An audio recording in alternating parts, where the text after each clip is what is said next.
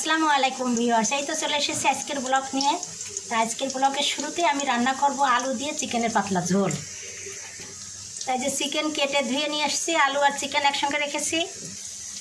আর এদিকে কড়াইতে তেল দিয়েছি, পেঁয়াজ কুচি, দারচিনি, লবঙ্গ, তেজপাতা সব কিছু দিয়ে একটু ভেজে নিচ্ছি। এবার দিয়ে দেবো 1 টেবিল চামচ লবণ, 2 চা চামচ হলুদের গুঁড়া আর 1 চা চামচ মরিচের গুঁড়া,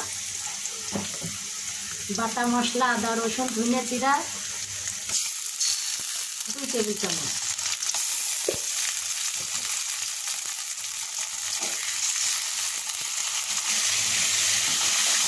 মশলা কষা হয়ে গিয়েছে, তেল বেরিয়ে আসছে। এবার আমি মাংসগুলো দিয়ে দেবো। এখানে 2 কেজি মাংস আছে।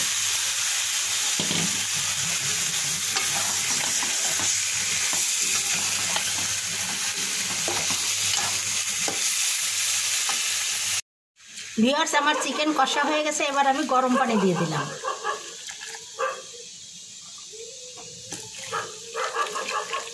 পাতলা ঝোল হবে।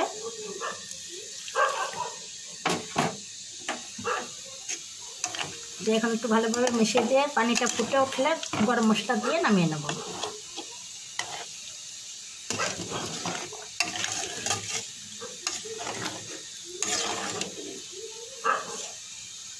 চিকেন রান্না হয়ে গেছে।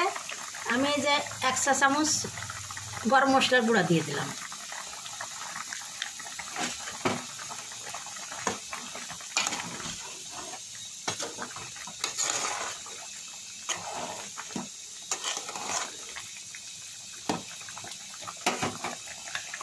কেমন লাগলো ভিউয়ার্স আজকের আমার রেসিপিগুলো? যদি ভালো লেগে থাকে তাহলে অবশ্যই আপনারা আমার চ্যানেলকে লাইক, কমেন্ট, শেয়ার ও সাবস্ক্রাইব করে আমার পাশে থাকবেন। প্রেশার কুকারে মুসুরির ডাল রান্না করলাম। খুবই সহজে ঝটপট করে ডাল রান্না হয়ে যায়, সময় খুব কম লাগে। বরবটি সিম ভাজি করলাম।